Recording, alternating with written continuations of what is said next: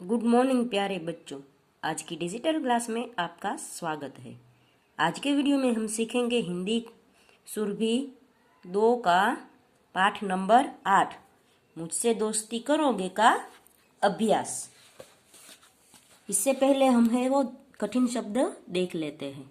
कठिन शब्द यानी जो शब्द का अर्थ हमें याद रखना हो। जिस नए शब्द टहलना यानी धीरे धीरे चलना, साहस यानी हिम्मत, रोशनी यानी उजाला, विचित्र यानी अनोखा, जीव जंतु यानी पशु पक्षी, उपहार यानी भेंट। आगे है श्रुत लेखन। श्रुत लेखन यानी सुनकर लिखना। पहला है आइसक्रीम, फिर है उड़न तश्तरी, आगे है अंतरिक्ष, विचित्र, प्राणी, आश्चर्य, साइकिल और चट्टानें। आगे प्रश्न है मौखिक प्रश्न। पहला है मिनी और पिंकी छत पर क्या कर रही थी। तो मिनी और पिंकी छत पर टहल रही थी। दूसरा है पिंकी ने मिनी को इडली जैसी चीज के बारे में क्या बताया। तो मिनी ने पिंकी को इडली जैसी चीज के बारे में बताया कि यह इडली नहीं, यह तो उड़न तश्तरी है। उड़न तश्तरी यानी अंतरिक्ष यान। तीसरा प्रश्न है जीबा कहाँ रहता था। तो जीबा नीले तारे पर रहता था। चौथा प्रश्न है मिनी और पिंकी क्या खेल रही थी। मिनी और पिंकी स्टापू खेल रही थी। अंतिम प्रश्न है जीबा ने क्या वादा किया। तो जीबा ने वादा किया कि अगली बार वह मिनी और पिंकी और उनकी मम्मी सबको अंतरिक्ष की सैर कराएगा। आगे है सही गलत। तो उसमें पहला प्रश्न है उड़न तश्तरी को नीचे आते हुए पहले किसने देखा। तो मिनी ने देखा। उड़न तश्तरी कहाँ पर उतरी। तो उड़न तश्तरी मैदान में उतरी। उड़न तश्तरी में उतरा प्राणी कैसा था। तो उड़न तश्तरी में उतरा प्राणी विचित्र था। चौथा है दो पहियों वाले वाहन को क्या कहते हैं। तो दो पहिए वाले वाहन को साइकिल कहते हैं। आगे का प्रश्न है वाक्य पूरे कीजिए। तो पहला है मिनी ने आसमान में इडली जैसी कोई बड़ी सी चीज देखी। फिर दूसरा है यान में से एक विचित्र सा प्राणी उतरा। तीसरा है आंखों पर पट्टी बांधकर हम आंख मिचोली भी खेलते हैं। चौथा है सूरज की रोशनी के कारण चांद चमकीला दिखाई देता है। अंतिम है उपहार पाकर जीबा बहुत खुश हुआ। खाली जगह में उपहार आएगा। फिर है दिए गए प्रश्नों के उत्तर लिखिए। इसमें पहला प्रश्न है विचित्र प्राणी का नाम क्या था।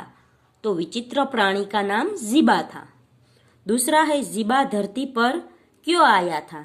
तो जीबा धरती पर है वो मिनी और पिंकी के साथ खेलने आया था क्योंकि उसकी दुनिया में उसके जैसे छोटे बच्चे नहीं थे। चौथा प्रश्न है जीबा ने चांद के बारे में क्या बताया। तो जीबा ने चांद के बारे में बताया कि उस पर ना ही कोई बुढ़िया रहती है और ना ही खरगोश। वहां न तो हवा है और न ही पानी, इसलिए वहां पेड़ पौधे नहीं और जीव जंतु भी नहीं रहते। अंतिम प्रश्न है मिनी और पिंकी ने जीबा को कौन से उपहार दिए। तो मिनी ने जीबा को गेंद दी और पिंकी ने जीबा को गुड़िया दी। आगे का प्रश्न है एक वाक्य में उत्तर दीजिए। तो पहला है दरवाजे में मेहमानों का घर पे मेहमानों का आना आपको कैसा लगता है। तो उसका जवाब है घर में मेहमानों का आना हमको अच्छा लगता है। दूसरा प्रश्न है क्या आप घर आए मेहमानों को नमस्ते प्रणाम आदि करते हैं।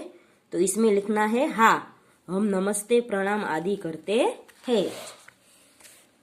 तीसरा है यदि घर आए मेहमानों के साथ आया बच्चा आपके खिलौने लेता है तो आपको कैसा लगता है। तो इसको आप इसमें आपको लगता है, यदि अच्छा लगता है तो हमें अच्छा लगता है लिखना है, और बुरा लगता है तो बुरा लगता है लिखना है। फिर है भाषा से यानी व्याकरण का, ग्रामर का टॉपिक। चित्रों की सहायता से वाक्य पूरे कीजिए। तो यहाँ चित्र दिए गए, ये सब चित्र एक वचन है और ये सब चित्र बहुवचन है। एक वचन यानी एक एक चित्र, और बहुवचन यानी एक से ज्यादा चित्र, दो या दो से ज्यादा चित्र को बहुवचन कहते हैं। पहला है मैंने 3, तो चक्री नहीं आएगा, चक्रिया आएगा, क्योंकि 3 है, तो मैंने 3 चक्रिया खाई। फिर आसमान से उड़न तस्तरी उतरी, घर के सारे दरवाजे बंद कर दो। फिर चौथा है मेरे पास लाल रंग की 2 साइकिलें है। पांचवा है आसमान में तारे चमकने लगे। फिर यहाँ पर है नीचे दिए गए शब्दों के विलोम शब्द बॉक्स में से ढूंढकर लिखिए। तो पहला है गर्मी, तो उसका विलोम यानी विरोधी होगा सर्दी। बड़ी तो उसका छोटी, ऊंची तो उसका विरोधी होगा नीची। रात तो उसका विरोधी दिन होगा। खुला तो उसका विरोधी बंद होगा। धरती तो उसका विरोधी आसमान होगा या आकाश होगा। यहाँ पर एक दूसरे का उल्टा अर्थ बतलाने वाले शब्द को विलोम शब्द कहते हैं। तो बच्चों, एक दूसरे के उल्टे अर्थ यानी विरुद्ध अर्थ दर्शाने वाले शब्द को हम है वो विरोधी शब्द कहते हैं। फिर यहाँ पर है नाम शब्द यानी संज्ञा के स्थान पर प्रयोग होने वाले शब्द सर्वनाम कहलाते हैं। तो हम है संज्ञा यानी नाम के स्थान पर कोई भी शब्द का प्रयोग करें तो उसे हम सर्वनाम कहेंगे। संज्ञा यानी कोई पदार्थ, व्यक्ति, वस्तु का नाम, जिससे हम उस व्यक्ति, वस्तु या पदार्थ को पहचान सके, उसे हम संज्ञा यानी नाम कहते हैं, और इंग्लिश में हम उसे नाउन कहते हैं। और नाउन की जगह जो हम उपयोग में लाते हैं वो शब्द उसे हम सर्वनाम कहते हैं। सर्वनाम हम सबके लिए प्रयोग में ला सकते हैं। पहला है यह, तो लिखेंगे मेरा घर है। फिर यह मेरी कमीज है। ये तो यह आएगा मेरे खिलौने है। પછી फिर है मैं बाजार, मुझे बाजार जाना है।